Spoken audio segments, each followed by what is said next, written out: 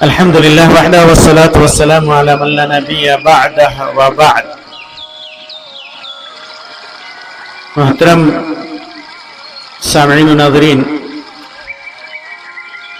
اللہ کے رسول صلی اللہ علیہ وسلم نے ہمیں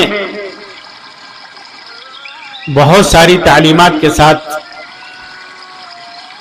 یہ بھی تعلیم دی ہے کہ ہم معاشرے میں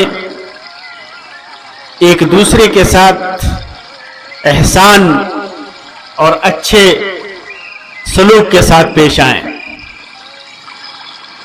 اور خاص طور سے مسلمانوں کے جان، مال اور عزت کی حفاظت کریں، اس کے در پہ نہ ہوں، اور مسلمانوں کے ساتھ ان کی مال، جان اور عزت کے ساتھ کھلواڑ نہ کریں. ابو ہریرہ رضی اللہ تعالیٰ عنہ کی ایک روایت ہے جسے مختلف محدثین نے اپنی کتابوں میں ذکر کیا ہے، جیسے امام مسلم نے صحیح کے اندر، امام ابو داؤد نے، امام ترمذی نے، اور امام ابن ماجہ اور امام احمد نے اپنی کتابوں کے اندر اسے بیان کیا ہے. فرماتے ہیں کہ اللہ کے رسول صلی اللہ علیہ وسلم نے ارشاد فرمایا، المسلم اخو المسلم، مسلمان کا بھائی ہے. ایک مسلمان دوسرے مسلمان کا بھائی ہے. یہ اخوت ایمانی کہا جاتا ہے. یہ اخوت اسلامی اخوت یا ایمانی اخوت کہا جاتا ہے. بسا اوقات یہ بھائی چارگی اور یہ اخوت نسبی اخوت سے مضبوط ہوتی ہے. نسبی جو بھائی ہوتے ہیں ان سے زیادہ بسا اوقات یہ دینی اخوت ہے.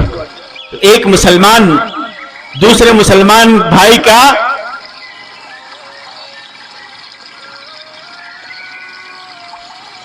بھائی ہے. پھر اس کے بعد آپ نے فرمایا کہ لا یخونہ، اس کے ساتھ خیانت نہ کرے. جب وہ امین بنائے، امانت دار بنائے، چھوٹی چیز ہو بڑی چیز ہو، اگر امانت رکھتا ہے تو اس امانت کے اندر خیانت نہ کرے. اس امانت کے اندر خیانت نہ کرے.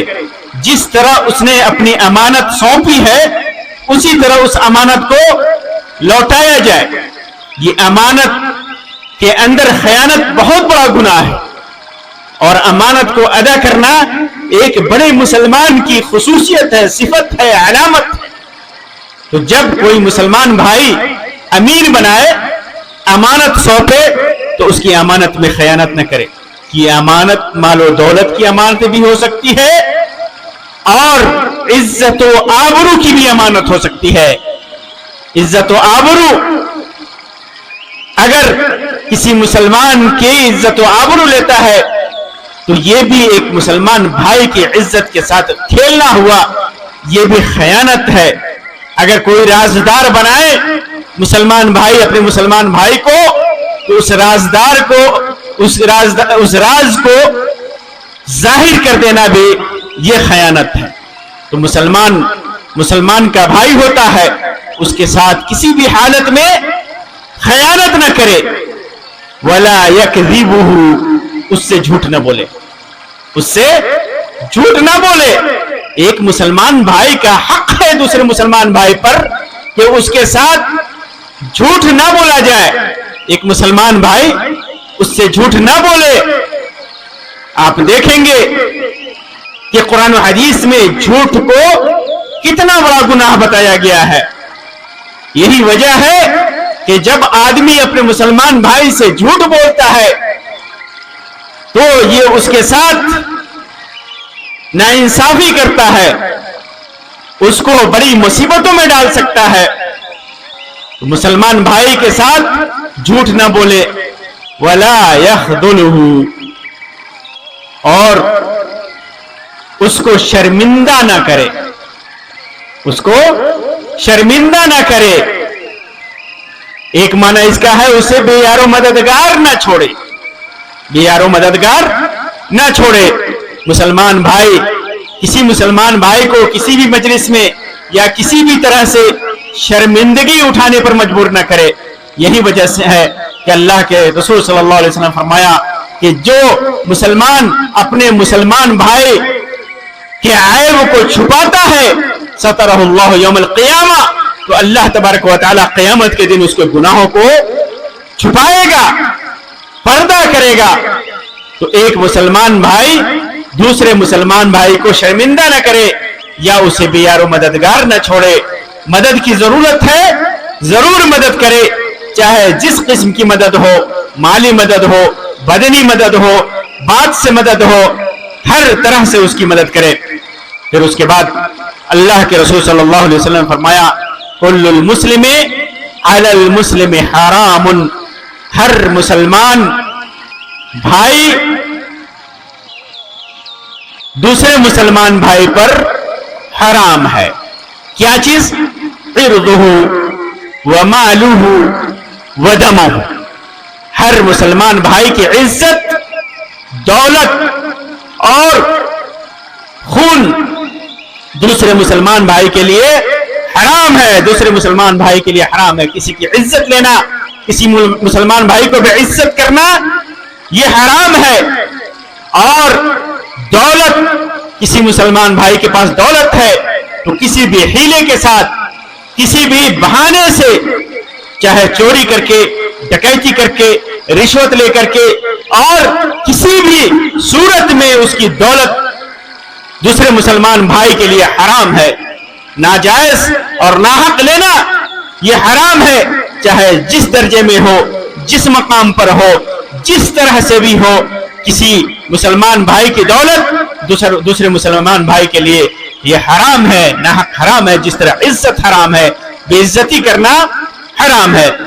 اور وَدَمُهُ، اور اس کا خون حرام ہے، یعنی کسی مسلمان بھائی کے لیے حرام ہے کہ کسی مسلمان بھائی کو قتل کرے، ناحق قتل کرے، بلا وجہ قتل کرے یا اس کے قتل کا سبب بنے۔ پھر اس کے بعد اللہ کے رسول صلی اللہ علیہ وسلم نے اپنے دل کی طرف اشارہ کیا اور فرمایا وَالتَّقْوَى هَا هُنَا، دل، تقوی دل میں ہے، تقوی کا معاملہ دل سے ہے۔ انسان کتنا اللہ سے ڈرتا ہے، کتنا اسے خوف ہے، اور اس کی بنیاد پر کتنا وہ نیک عمل کرتا ہے، کتنا حسن سلوک کرتا ہے، کتنی بھلائی کرتا ہے، اس کے دل میں اگر تقوی ہے تو اسی کی بنیاد پر اس کا فیصلہ ہوگا۔ تقوی کا معاملہ دل کے ساتھ ہے، اللہ تبارک و تعالی اس کے دل کو بہتر طریقے سے جانتا ہے۔ اور فرمایا بِحَسْبِ امْرِئٍ مِّنَ الشَّرِّ أَن يَحْقِرَ أَخَاهُ الْمُسْلِمَ، آدمی کے برا ہونے کے لیے یہی کافی ہے کہ وہ اپنے کسی مسلمان بھائی کو حقیر اور کمتر سمجھے۔ اگر کوئی مسلمان بھائی کو کوئی مسلمان حقیر سمجھتا ہے، کمتر سمجھتا ہے، گھٹیا سمجھتا ہے، تو یہ خود برا ہے، اس کے برا ہونے کے لیے کافی ہے، وہ برا ہے، یہ علامت ہے، یہ وجہ ہے کہ وہ انسان برا ہے، کیونکہ اس نے اپنے مسلمان بھائی کو حقیر سمجھا ہے، کمتر سمجھا ہے۔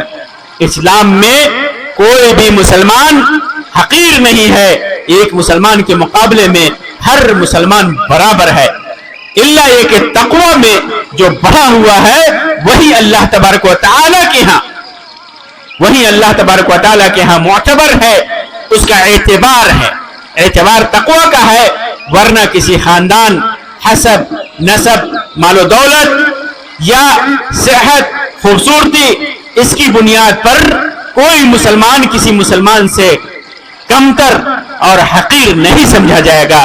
کوئی مسلمان اپنے مسلمان بھائی کو حقیر نہیں سمجھے گا، کمتر نہیں سمجھے گا۔ اگر وہ حقیر سمجھتا ہے اسے कमतर समझता है तो उसकी बुराई की अलामत है, उसका बुरा होने के लिए ये काफी है, वो इंसान बुरा है। किसके नजदीक? अल्लाह तबारक व तआला के नजदीक वो इंसान बुरा है। इस हदीस में अल्लाह तबारक के रसूल सल्लल्लाहु अलैहि वसल्लम ने कई बातों की तालीम दी। एक तो कहा कि मुसलमान का दीनी भाई है, एक मुसलमान दूसरे मुसलमान की इज्जत और आबरू और जान माल की हिफाजत करेगा, इसकी ताकीद अल्लाह के रसूल सल्लल्लाहु अलैहि वसल्लम ने इस हदीस में फरमाई है। और ये भी बताई है कि तकवा का मामला इंसान का अंदरूनी मामला है, उसका ताल्लुक दिल से है, उसका हाल अल्लाह के अलावा कोई नहीं जान सकता।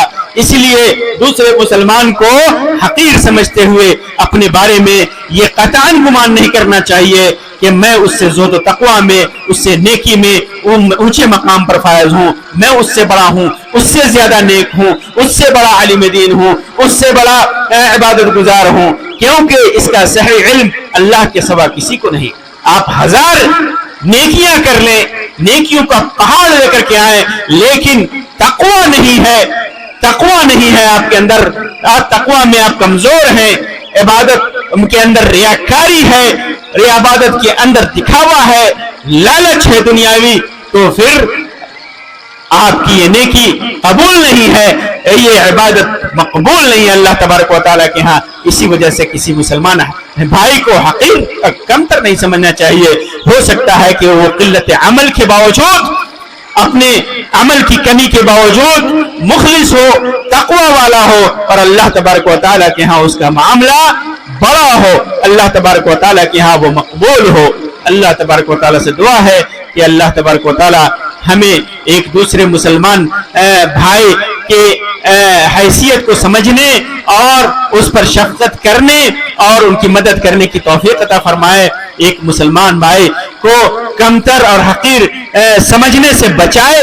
अल्लाह तबारक व तआला हमारे दिलों में तकवा पैदा कर दे, जुहद पैदा कर दे, अमल के अंदर इखलास पैदा कर दे, और हमारे आमाल को अल्लाह तबारक व तआला कबूल फरमाए और हर उन असबाब को से बचने की तौफीक अता फरमाए जो हमारी नेकियों को बर्बाद करने वाले हैं।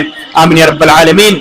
व आखिरु दावाना अनिल हम्दुलिल्लाहि रब्बिल आलमीन व सल्लल्लाहु अला खैरि खल्क़ि व सल्लम।